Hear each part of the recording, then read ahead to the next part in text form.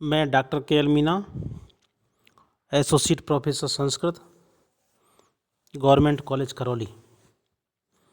Sanskrit online कक्षा में हमने पिछली कक्षाओं में अच संधि को पढ़ा, इसके बाद हल संधि को पढ़ा। अब हम विसर्ग संधि का अध्ययन करेंगे। विसर्ग संधि के विषय में चर्चा करेंगे।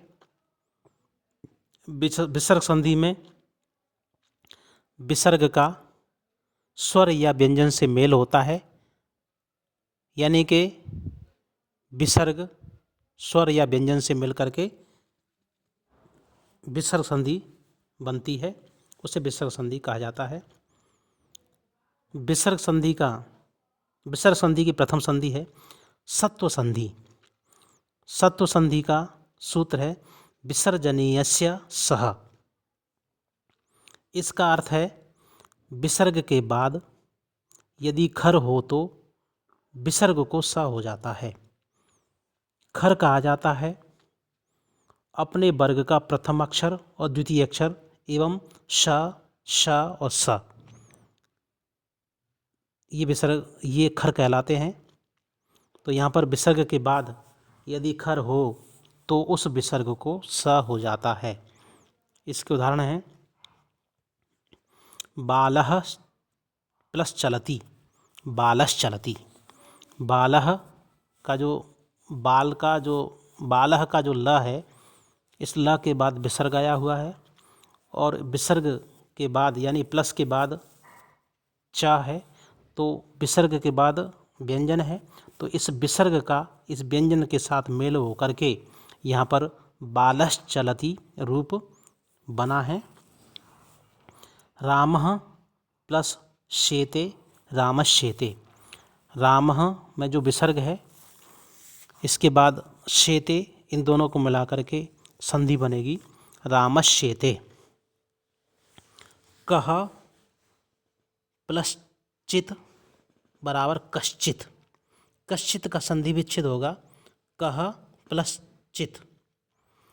निहि प्लस चलः निश्चलः। निश्चलः का संधि विच्छेद निहि प्लस चलः संधि विच्छेद होगा। निहि का जो विसर्ग है, इस विसर्ग का मेल च से होकर के निश्चलः रूप बना है। रामः प्लस च बराबर रामश्च। हरिः प्लस त्रायते, हरिस्त्रायते। इस प्रकार से ये सत्व संधि के उदाहरण हैं। इसके बाद आता है ऋतु संधि। ऋतु संधि का सूत्र है ससजुषोरु।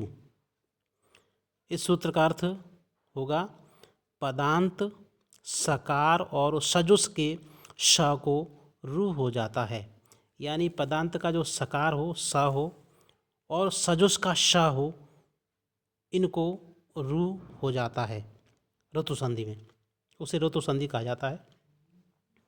जैसे उदाहरण हैं कविस् प्लस अयम या फिर कभी प्लस अयम, कबीरयम। कबीरयम का संधि विच्छेद होगा कभी प्लस अयम। तो कभी का जो विसर्ग है, भी के बाद जो विसर्ग है, ये विसर्ग मूल रूप से सु होता है, यानी कि स होता है। इसी को या तो रू, इसी को रू हो जाएगा र या विसर्ग। तो यहाँ पर जो कभी ही का जो विसर्ग है, इसको यहाँ पर रू होगा। रू का र या विसर्ग दोनों में से कोई हो सकता है। तो यहाँ पर कबिस प्लस अयम या फिर कभी ही प्लस अयम संधि विच्छेद हुआ, किसका? कबीरयम का। हरि ही प्लस आबदत या फिर हरीस प्लस आबदत बराबर हरिराबदत, ये रूप बनेगा। निस प्लस दयः या फिर निहि प्लस दयः, निर्दयः। निर्दयः का संधि विच्छेद होगा निहि प्लस दयः बराबर निर्दयः। हरे रिदम, हरे ही प्लस इदम का संधि होगा हरे रिदम।